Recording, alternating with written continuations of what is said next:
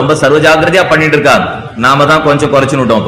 ஆழ்வார் முதல் பாசுரத்திலேயே உயர்வர உயர்நலம் உடையவன் எவனவன், மயர்வர மதிரளம் அருளினன் எவனவன், அயர்வரும் அமரர்கள் அதிபதி எவனவன், துயரரு சுடரடி தொழுது எழியன் மனநேன்னர்.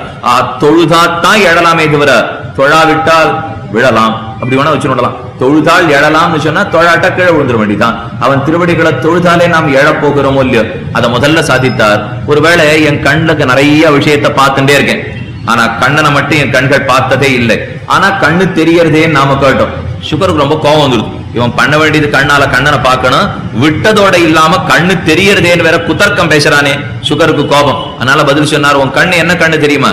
இந்த மயில் பீலி எல்லாரும் பார்த்துட்டு இல்லையோ, அதுல கண்ணு வரைஞ்ச மாதிரி நடுவுல இருக்கும். மயில் தொகையை பார்த்தோம்னா தெரியும்.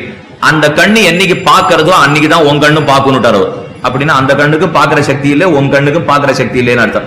அவனை பார்க்கிற கண்ணு தான் கண் ஆகுமே தவிர அவனை பார்க்காம நீ கண்ட விஷயத்தை பார்த்துட்டியானா அதை கண்ணுன்னே ஒத்துக்க மாட்டேன். அடுத்தது பிலேபத உருக்கிரம விக்கிரமாத். இந்த காது நன்னா கேட்கறது ஓட்டை இருக்கே,